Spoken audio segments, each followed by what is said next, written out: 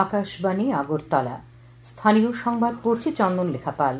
এখনকার বিশেষ বিশেষ খবর হলো, মুখ্যমন্ত্রী অধ্যাপক ডক্টর মানিক সাহা বলেছেন, রাজ্যের স্বাস্থ্য পরিষেবা এবং পরিকাঠামো উন্নয়নকে রাজ্য সরকার সর্বাধিক গুরুত্ব দিয়ে কাজ করছে।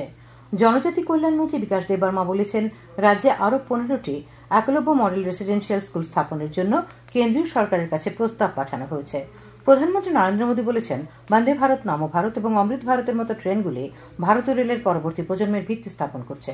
সংসদের শীতকালীন অধিবেশন আগামী 1 ডিসেম্বর শুরু হবে।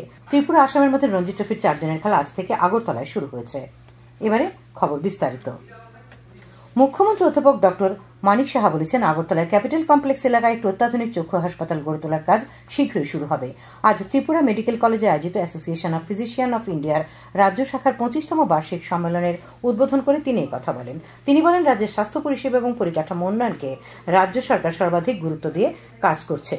জিবি এবং আইজিএম হাসপাতালের পাশাপাশি রাজ্যের সমস্ত জেলা ও মহকুমা হাসপাতালগুলির পরিকাঠামো এবং পরিষেবা উন্নয়নে যথেষ্ট গুরুত্ব দিয়ে কাজ করা হচ্ছে। মুখ্যমন্ত্রী আরও বলেন, মেডিকেল অ্যাসোসিয়েশনগুলির মাধ্যমে চিকিৎসকরা নিজেদের মধ্যে তাদের অভিজ্ঞতার আদান প্রদান করতে পারে। দুদিনব্যাপী বার্ষিক সম্মেলনে রাজ্যের স্বনামধন্য চিকিৎসক ডক্টর বিজয় পাল, ডক্টর পীযূষ কুমার দত্ত, ডক্টর তুষার কান্তি দে এবং ডক্টর গৌতম রায় চৌধুরীকে লাইফ টাইম অ্যাচিভমেন্ট অ্যাওয়ার্ড প্রদান করা হয়। অনুষ্ঠানে বক্তব্য রাখেন অ্যাসোসিয়েশন অফ ফিজিশিয়ান অফ ইন্ডিয়ার ত্রিপুরা শাখার সম্পাদক ডক্টর সৌমেন চৌধুরী, অ্যাসোসিয়েশনের জাতীয় সভাপতি অধ্যাপক ডক্টর জ্যোতির্ময় পাল প্রমুখ। মুখ্যমন্ত্রী অধ্যাপক ডক্টর মানিক সাহা বলেছেন, স্বাস্থ্য পরিষেবার উন্নতি হওয়ায় রাজ্যে শিশু মৃত্যুর হার ও গর্ভকালীন অবস্থায় মায়েদের মৃত্যুর হার অনেকটাই হ্রাস পেয়েছে। আজ আগরতলা সরকারি মেডিকেল কলেজে অ্যাসোসিয়েশন অফ সার্জন অফ ইন্ডিয়ার ত্রিপুরা চ্যাপ্টারের 19তম বার্ষিক সম্মেলনের উদ্বোধন করে তিনি এই কথা বলেন। তিনি বলেন, রাজ্যে এখন সাফল্যের সঙ্গে কিডনি প্রতিস্থাপনের কাজ করা হচ্ছে। এখানে লিভার প্রতিস্থাপনের কাজও যাতে করা যায় তার জন্য চেষ্টা চলছে। রাজ্যের চিকিৎসা ব্যবস্থার প্রতি বিশ্বাস রাখতে তিনি জনগণের প্রতি আহ্বান জানান। আমরা যখন এই স্টেথোটা আমরা লাগাই এবং যখন আমরা সেই হোয়াইট কোটটা পরি, ইউ আর সামথিং ডিফারেন্ট, এবং এটা আমাদের জন্য কিন্তু একটা গর্বের বিষয়। এবং তার প্রতি যখন আমরা এটা খুলি এবং হ্যাঙ্গার আমরা ঝোলাই, এটাকে রেসপেক্ট করা উচিত। এবং আমরা সব মানুষের জন্য মানুষের সাথে ভালোভাবে কথা বলবো। সাফারিং পিপুলস এবং তার যে পার্টি পিপুলস আসে তাদের সাথে আমরা ভালো, অর্ধেক রূপ তো এখানেই ভালো হয়ে যায়। জনজাতি কল্যাণমন্ত্রী বিকাশ দেববর্মা বলেছেন, রাজ্যে আরও 15টি একলব্য মডেল রেসিডেন্সিয়াল স্কুল স্থাপনের জন্য কেন্দ্রীয় সরকারের কাছে প্রস্তাব পাঠানো হয়েছে। তিনি আজ ঊনকোটি জেলার কুমারঘাটে একলব্য মডেল রেসিডেন্সিয়াল স্কুলটি পরিদর্শনকালে এই কথা বলেন। মন্ত্রী বলেন, রাজ্যের ছাত্রাবাসগুলিতে শীঘ্রই 170 জন হস্টেল সুপার নিয়োগ করা হবে। তিনি বলেন, অন্ধ্রপ্রদেশের মতো রাজ্যেও আগামী দিনে জনজাতি বিশ্ববিদ্যালয় স্থাপনের জন্য কেন্দ্রীয় জনজাতি কল্যাণমন্ত্রী জুয়েল ওরামের কাছে প্রস্তাব পাঠানো হয়েছে। একলব্য স্কুল পরিদর্শনকালে তিনি অভিভাবক ও শিক্ষকদের নিয়ে বৈঠক করেন।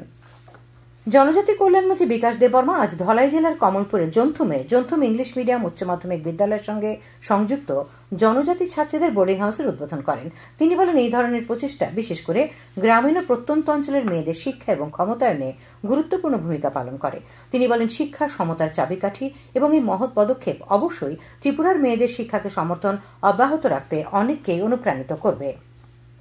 বিশ্ব রেডিওগ্রাফি দিবস উপলক্ষে আজ Indian society of radiographer and technologist AMRIT এবং ত্রিপুরা ইনস্টিটিউট অফ প্যারামেডিক্যাল সায়েন্সের উদ্যোগে একটি সচেতনতামূলক র্যালির আয়োজন করা হয়। র্যালিটি আগরতলার রবীন্দ্র শতবার্ষিকী ভবন থেকে শুরু হয়ে শহরের বিভিন্ন পথ পরিক্রমা করে। র্যালিটির পরিচালন কমিটির আহ্বায়ক রাহুল পাল জানিয়েছেন, প্রতি বছর 8 নভেম্বর এক্স রেডিয়েশনের আবিষ্কারক বিজ্ঞানী উইলহেম কনরাড রঞ্জনকে সম্মান জানাতে এবং রেডিওগ্রাফি দিবস সম্পর্কে সবাইকে অবহিত করতে দিনটি পালন করা হয়। বন্দে মাতরম সঙ্গীত রচনা 150 বছর পূর্তি উপলক্ষে আজ বিজেপি গোমতী জেলা কমিটির উদ্যোগে এক আলোচনা সভার আয়োজন করা হয়। উদয়পুর রাজশ্রী হলে আয়োজিত এই অনুষ্ঠানের উদ্বোধন করেন অর্থমন্ত্রী প্রণজিৎ সিংহ রায়। তিনি বলেন, এই সঙ্গীতের মাধ্যমে নতুন প্রজন্মকে দেশাত্মবোধে জাগ্রত করার এক অন্যতম মাধ্যম। উপস্থিত ছিলেন গোমতী জেলা পরিষদের সভাধিপতি দেবল দেব রায়, উদয়পুর পৌর পরিষদের চেয়ারম্যান শীতলচন্দ্র মজুমদার প্রমুখ। অনুষ্ঠানে স্বাধীনতা সংগ্রামীদের 4টি পরিবারের সদস্যদের সম্বর্ধনা জানানো হয়। খবর প্রচারিত হচ্ছে আকাশবাণীর আগরতলা কেন্দ্র থেকে। আকাশবাণীর সংবাদের আপডেট পেতে লগ ইন করুন www.newsonair.com এবং নিউজ অন এয়ার অ্যাপ এবং টুইটার ও ফেসবুক প্ল্যাটফর্মে এআইআর নিউজ অ্যালার্টসে। ইউটিউবে লক্ষ্য রাখুন নিউজ অন এয়ার অফিসিয়ালে। এছাড়াও আকাশবাণী আগরতলার সংবাদের আপডেট পেতে দেখুন টুইটার বা এক্স হ্যান্ডেলে আকাশবাণী নিউজ আগরতলা, ফেসবুকে এআইআর নিউজ আগরতলা এবং ইউটিউবে আকাশবাণী নিউজ আগরতলা। প্রধানমন্ত্রী নরেন্দ্র মোদী বলেছেন, বন্দে ভারত, নম ভারত এবং অমৃত ভারতের মতো ট্রেনগুলি ভারতীয় রেলের পরবর্তী প্রজন্মের ভিত্তি স্থাপন করছে। উত্তরপ্রদেশের বারাণসী থেকে 4টি নতুন বন্দে ভারত এক্সপ্রেস ট্রেনের যাত্রা শুরু করার পর প্রধানমন্ত্রী সমাবেশে ভাষণ দিচ্ছিলেন। তিনি দেশের প্রধান অঞ্চলগুলিতে যোগাযোগ বৃদ্ধির জন্য ভার্চুয়ালভাবে বারাণসী রেলওয়ে স্টেশন থেকে বেনারস খাজুরাহ বন্দে ভারত ট্রেনের যাত্রা শুরু করেন। পাশাপাশি লখনৌ, সাহারানপুর, ফিরোজপুর, দিল্লি এবং এর্নাকুলাম বেঙ্গালুরু রুটের বন্দে মাতরম ট্রেনের যাত্রার সূচনা করেন তিনি। ভারতের রেলপথ সংস্কারের উপর গুরুত্ব দিয়ে প্রধানমন্ত্রী বলেন, এখন বিদেশি পর্যটকরা বন্দে ভারত ট্রেন দেখে বিস্মিত হন। তিনি উল্লেখ করেন যে দেশে এখন 160টিরও বেশি বন্দে ভারত এক্সপ্রেস ট্রেন চলাচল করছে এবং এই সাফল্যের জন্য তিনি দেশের নাগরিকদের অভিনন্দন জানান। आज वंदे भारत, नमो भारत और अमृत भारत जैसी ट्रेनें भारतीय रेलवे की अगली पीढ़ी की नींव तैयार कर रही है। ये भारतीय रेलवे को ट्रांसफॉर्म करने का एक पूरा अभियान है। वंदे भारत भारतीयों की, भारतीयों द्वारा, भारतीयों के लिए बनाई हुई ट्रेन है, जिस पर हर भारतीय को गर्व है। কেন্দ্রীয় রেলমন্ত্রী অশ্বিনী বৈষ্ণব এবং উত্তরপ্রদেশের মুখ্যমন্ত্রী যোগী আদিত্যনাথ অনুষ্ঠানে উপস্থিত ছিলেন। সংসদ বিষয়ক মন্ত্রী কিরেন রিজিজু আজ জানিয়েছেন, সংসদের শীতকালীন অধিবেশন আগামী 1 ডিসেম্বর শুরু হবে।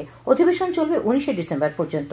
শ্রী রিজিজু সামাজিক মাধ্যমে জানান যে গণতন্ত্রকে শক্তিশালী করবে এবং দেশবাসীর আকাঙ্ক্ষা পূরণ করবে এমন একটি গঠনমূলক ও ফলপ্রসূ অধিবেশনের জন্য সরকার অপেক্ষা করছে। কেন্দ্রীয় অর্থমন্ত্রী নির্মলা সীতারমণ আজ আসামের বিশ্বনাথ জেলার ভোলাগুড়িতে রাজ্যের প্রথম কারিগরি ও বৃত্তিমূলক শিক্ষা ও প্রশিক্ষণ বিশ্ববিদ্যালয়ের ভিত্তিপ্রস্তর স্থাপন করেন। এই শহীদ কনকলতা বড়ুয়া রাষ্ট্রীয় বিশ্ববিদ্যালয়টি মোট 241 একর জমিতে নির্মিত হবে। অনুষ্ঠানে আসামের মুখ্যমন্ত্রী হিমন্ত বিশ্ব শর্মা উপস্থিত ছিলেন।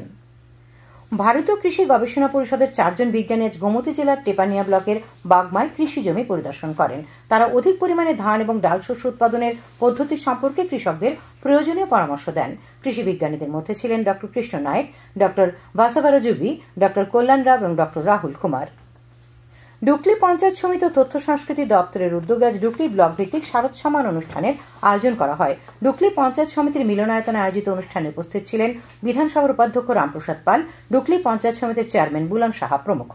খেলার খবর। ত্রিপুরা ও আসামের মধ্যে রঞ্জি ট্রফির 4 দিনের খেলা আজ থেকে আগরতলায় শুরু হয়েছে।